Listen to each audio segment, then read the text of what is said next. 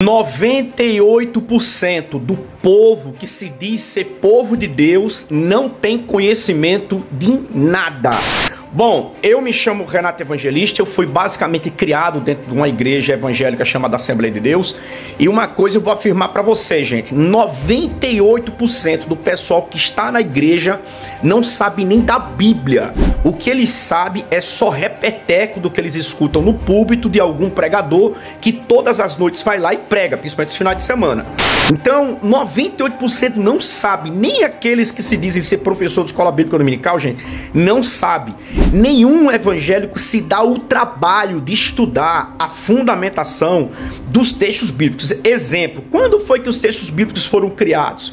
Será que de fato foram os apóstolos que andaram com Jesus de fato que escreveram? Tá, quando foi que foi formado o cânon bíblico? Minha gente, para vocês terem ideia, a maioria é tão bitolado das ideias que a galera acredita que o movimento evangélico nasceu lá junto com os apóstolos. Isso é mentira. O movimento evangélico ele nasceu no século XVI, lá em 1551, com um cara chamado Martinho Lutero, que era um cardeal pertencente à Igreja Católica Apostólica de Roma. Só que na época a sede do papado era em Wittenberg, na Alemanha, onde Lutero escreve as 95 teses e cola lá. Bom, para quem não sabe da biografia de Lutero, Lutero foi cachaceiro e assassino, porque um dos piores movimentos que aconteceu na Europa daquela época se chama-se Inquisição Protestante, que foi promovida por Martinho Lutero, Zwinglio, lá na Inglaterra, e principalmente Calvino, na Suíça, que esses três camaradas foram terríveis, certo? Da mesma forma que aconteceu a Inquisição Católica, ocorreu também a Inquisição Protestante. Então é daí que surge o movimento que a gente chama de protestante, o movimento evangélico. Antes disso, todos eram católicos, certo? Porque a formação do cânon se deu pelos pais católicos e não evangélicos. Mas se você hoje fala isso para um evangélico, o evangelho não aceita isso daí, ele não, a Bíblia foi inspirada por Deus, porque Lutero que escreveu isso, tá? O solo script, somente as escrituras. Isso veio com Martinho Lutero no século XVI. Antes disso, era a tradição da igreja mais a leitura, certo? Só para vocês terem ideia. Então, se você chegar para uma...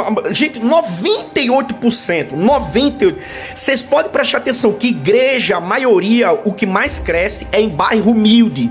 Quanto mais ignorante, desculpa que a expressão, mais iletrado, mais burro o povo é, mais essas igrejas crescem. Por quê? Porque o povo não se dá o trabalho de estudar nem de ler. O povo já é cansado, já é trabalhador, passa o dia todinho se lascando, trabalhando. Aí quando chega a noite, cara, o que é que esse cara quer? Ele quer ir pra igreja para escutar uma palavra, né? Para alimentá-lo e o espiritual. Então o cara chega tão cansado que o cara não está trabalhando nada. Vocês já notaram que nos bairros mais ricos, essas igrejas têm mais dificuldade para crescer, a não ser os movimentos das profecias, né, das profetadas. Esses movimentos eles crescem em qualquer lugar, que é os movimentos de engana besta, tá? Porque tem gente que profetiza aí a cada 10 minutos. Bom, voltando aqui ao assunto, 98% dos evangélicos são ignorantes funcionais. Dentro da Bíblia, eles não se dão trabalho de procurar para dizer, cara, mas peraí, a formação do cano de fato foi por quem? Isso é lamentável, gente. Quanto mais burro o povo é, mais você consegue colocar ele no curral e dominar o gado. Porque eu nunca vi um movimento para fazer tanto medo do povo como o movimento evangélico. Você, constantemente, o que mais se prega é inferno, o Satanás que vai entrar na sua casa, que os judeus são autores da Bíblia e nem eles acreditam em Satanás.